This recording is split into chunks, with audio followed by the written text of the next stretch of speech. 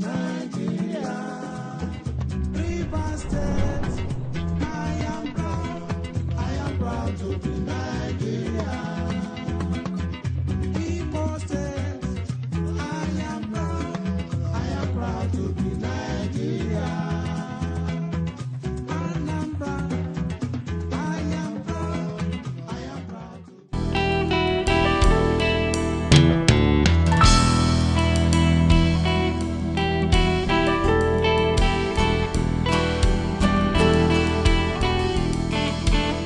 To me, with corporate background, I believe Lagos is a corporation. That's my idea of tackling the job. My governorship is left in my office. When I get to ESCO, I am the chairman of the executive corporate board of Lagos State. I must reduce myself, and I had told them, don't refer to me as Mr. Governor in that executive chamber. Refer to me as Mr. Chairman. So that will reduce your fear of, pouring out your mind, arguing with me. Let's debate. We can start from that debate issue. There's no program of Lagos State that is not chewed, debated, and thought about, and our conclusion is there. Continuity is equally on paper.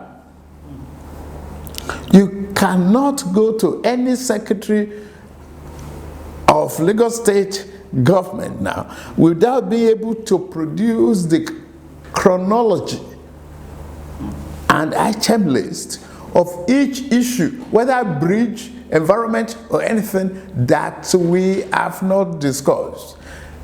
And the next meeting is about the progress of each item that we revert to there as matters arising.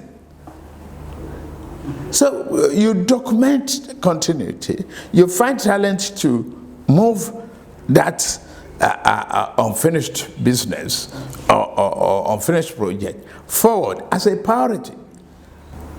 And Nigerian people are great. We know definitely we face many challenges, funding, paucity of revenue of Lagos State cannot even meet 1/3 of the payroll of Lagos State, internally generated revenue, allocation of federal allocation is nothing. We have outstanding indebtedness, from military regime, from one successful government to the other. We have nothing. We are negative, completely negative. Always short of payroll with less than almost 800 million naira. Oil prices was at 11 something per barrel. Nothing. I'm glad Wale Abu is still talking. Sometimes it comes back from Abuja from revenue allocation with negative. That's one month it came with 200 million. What do you do with that? You cannot even build a school. And also, we have to think outside the black box, not just the box. Thinking outside of the black box, creativity, the intellectual curiosity of every one of us was challenged, and we got out of it. In economic terms, you really have to look at what the situation is at any given moment in time. So without saying that a particular formula or recipe can be just very simply transposed onto another landscape, what I would say is that the example of Lagos is commendable. The example of Lagos is in fact exemplary. And starting from the leadership of Lagos under Asiwaju Bola Ahmed Tinubu started well. and was able to carry through the vision, carry through the policies, and of course, you had stability of administration. So what was started and the blueprint that was laid down very carefully under Asiwaju Bola Ahmed Tinubu was carried on by Governor Fashola. Stability, continuity, consistency of policy has a large role to play. But it's not about resource endowment. It's not about what you having more than anybody else. It is about adding value. So as you say, in the Lagos of 1999, Lagos was not particularly favored, particularly in terms of government revenue allocation. It was way down the list, behind, of course, the oil revenue states and even some other states in the country. Government revenue was a large part of its total revenue. And now, maybe government revenue coming from the center represents maybe 15–20%. And there is a keen emphasis on having a dependable, a reliable, and an adequate fiscal base. And that's something that should be copied, should be looked at, and I would commend it to any other government at any level. Make sure that within your territory you maximize the revenue from the business activity that goes on in that particular area. But I think overall, the example of Lagos must, it does not end, but it definitely starts with the exemplary leadership that Asiwaju Bola Ahmed Tinubu gave. You cannot separate individual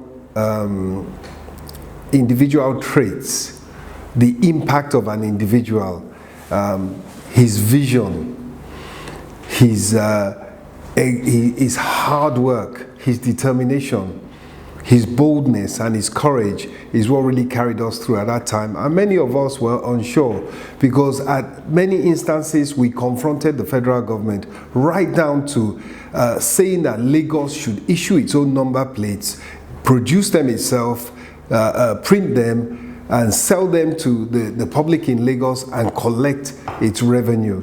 I know, of course, about it because I had responsibility for revenue then, but I didn't have the stomach he had for confronting the federal authorities. So, it took him insisting between myself and the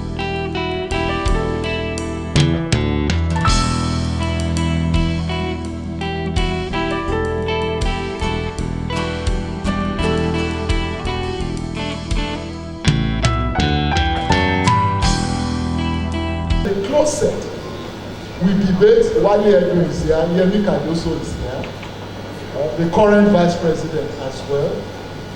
When he was governor of Lagos, we had a core within the core team of His Excellency Asiwaju Ahmed Tinubu. And the people here will bear me out, the members of that inner core team. We had brainwashing sessions every night. After all the official done in Alausa, we will either retire to Isaac John in PRA in Keja, or to Bodilon, or to Marina, or to any other private place, and we'll begin brainstorming from morning, from evening, till the wee hours of the next day, on a daily basis without let or hindrance.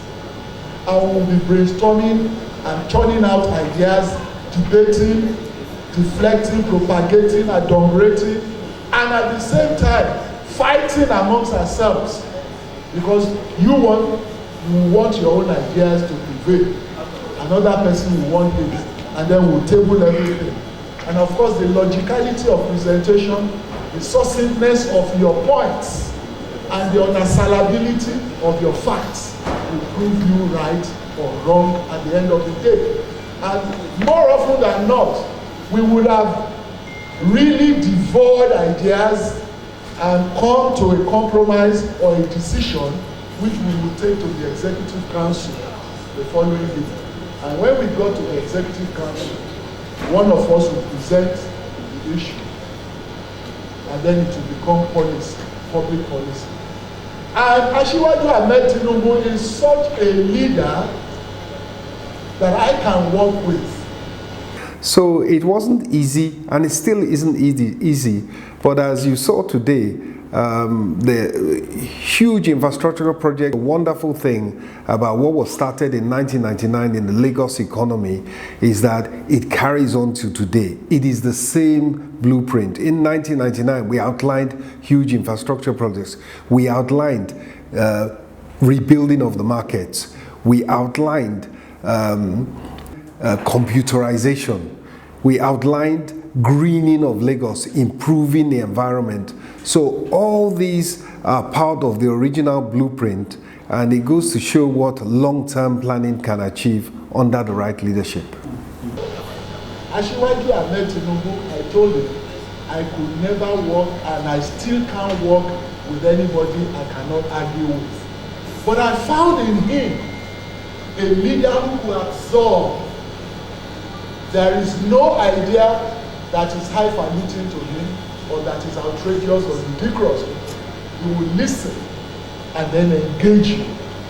And that's the hallmark of a successful leader. Leader who can't engage is not a leader. Because Yoruba say, ọmọdé gbọ́n àgbà gbọ́n láti dá ilẹ̀ Ifẹ̀. Which means the wisdom of the youth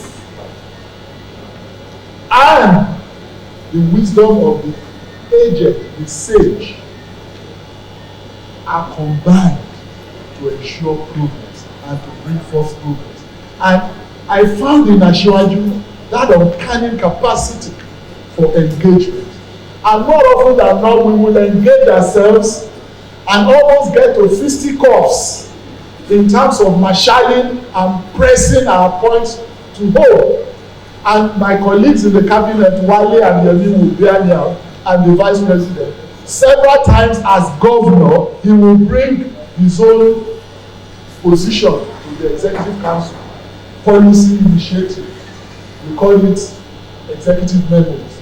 He will bring his memo to the executive council, and after reading it out, some of us will look at ourselves and say, Oga ti ṣe eléyìí, Oga ní ìṣẹ̀lẹ̀. We are not going to agree to this because it won't work.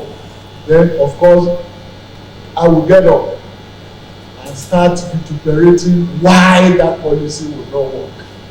And he will sit down silently and listen to each and every one of us. And at the end of the day, he will put it to vote.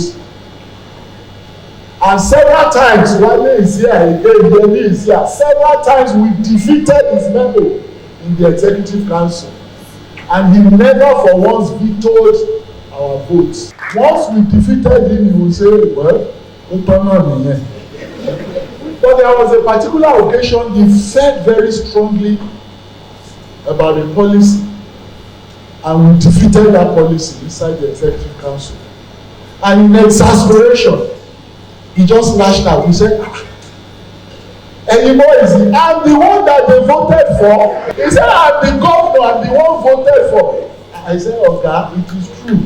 You are the one voted for. But the constitution in its wisdom says you cannot rule alone. The constitution mandates you to have an executive council. Of course, we have the prerogative of dissolving us now as executive council members. You can sack us now, but you must still appoint some other people. So it is in your interest. He said, it's okay, I agree. And he agreed with us. And that was one of the underlying factors for his great success in government. In fact, when that cabinet was formed, it was the first time in Nigeria's governance history that he introduced the nomenclature chief of staff. It never happened before. We always had SSGs, SGFs, Secretary to Federal Government, Secretary to Government. He was the first to introduce the office of the chief of staff.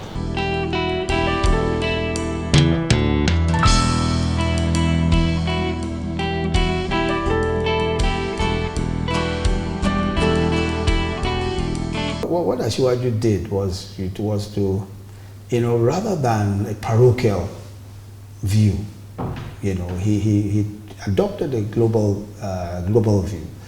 And his global view was what, in my view, was one of the most important foundations that was laid for what you see in Lagos today. Because all great countries, I mean, America, for example, tap talents from everywhere.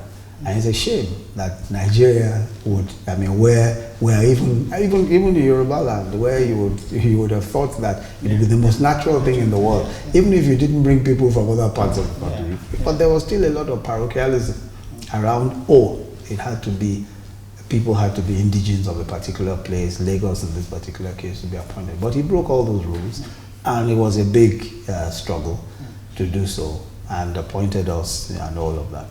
I mean, for example, and he broke so many other rules because, I think he had an uncanny ability to pick people that he thought would do well, and he really did that. And for example, I was a professor of law, in practice, but many people felt that why would a professor of law be your best choice for an attorney general? You would rather find some SAN or something. Why a professor?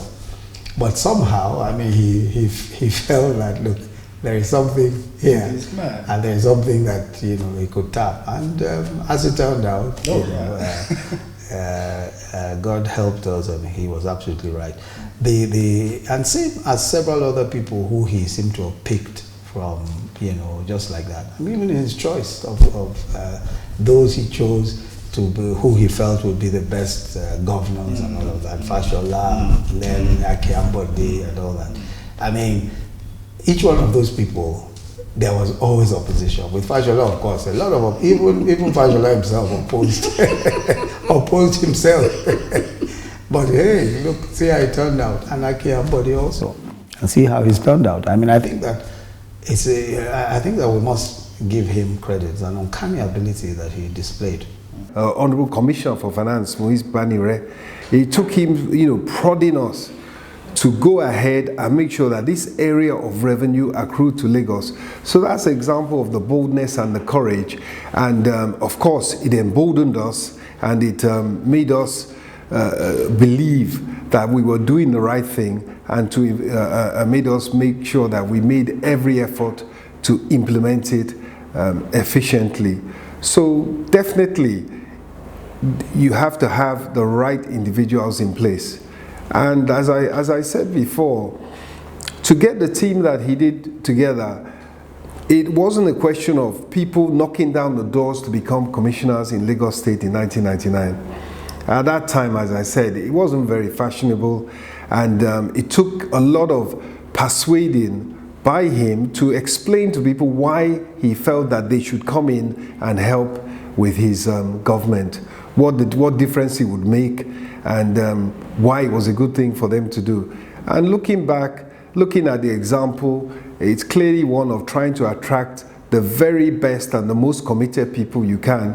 And I make so bold as to say that really the example of Lagos is really an example that could have occurred anywhere. And by that I mean, if it had been another state that Asiwaju had responsibility for, and if it had been another state with a different resource endowment, the impact of what he did in Lagos would have been the same. He would have taken it from wherever it was to where we see Lagos being today, because the formula is based on visionary leadership. It's based on teamwork. It's based on hard work. It's based on courage. And it's based on knowing what you are doing. It's based on having high quality coming to address the issues and the problems of the day. And in our own day, there were many problems, there were many issues, and we spent many sleepless nights working on them. Right from the beginning, there were huge mountains of waste.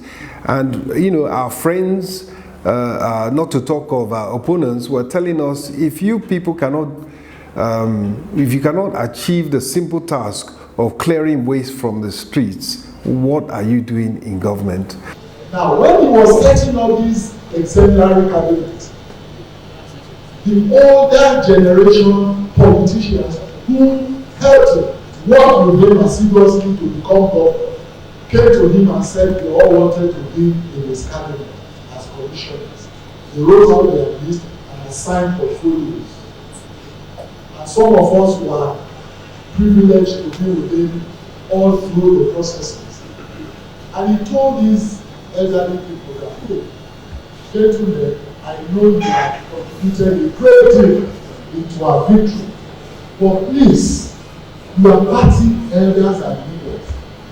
Don't come into the cabinet as commissioners. They said, no.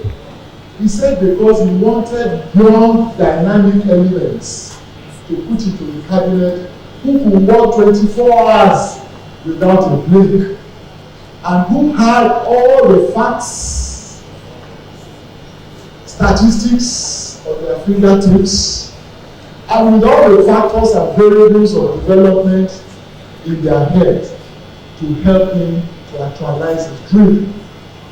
I remember one of them particularly, he's still alive now. He said, he's from Ijebu, he's an Ijebu man. He said, so Asiwaju said, I want people who are computer literate, IT compatible. The man said, ṣé computer dìbò rẹ? Meaning, is it computer that voted for you that you now want to put computer people in government? So he said, no, sir. He said, you are party leaders. Remain party leaders. If you come into my cabinet, if you force me and I appoint you, and after 3 months, I find your pace too slow for me, then I will dissolve the cabinet. You would have lost your positions as party leaders, and then you will now lose your positions as executive commissioners. He said, for remain as party leaders. Let these younger elements come and cook the food. You will eat, no wahala. But let the people who can cook it and cook it excellently come and do it. That was one argument. And so we found ourselves in cabinet, and from day one, there was no looking back. We put our hands on the plow, led by him, for posterity. And I'm sure you younger elements will be availed some of these books and history of the administration of Asiwaju Ahmed Tinubu. He was not just only in governance and all that, even in socio-political engineering, in human capital development, in all facets of human endeavors. He put his foot on his imprint on the sands of time. And that is why we are celebrating today. And I want to challenge you, the younger elements. Yes, the older generation, we have our lapses, we have our ways and all that. We have not shown good examples and all that. Yes, but I challenge you, the younger generation, that you have been lackadaisical, you have been laid back, you have not been dynamic. Will he ever get there? Oh yes, he will. Will he ever make it? Will he ever hear the sound of the cockroach? I don't. Will he ever hear the sound of the cockroach? I don't.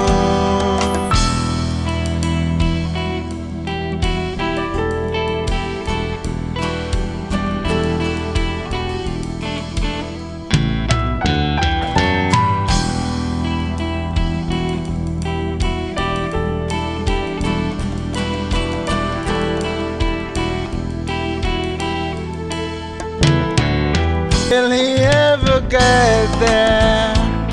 Oh yes, he will.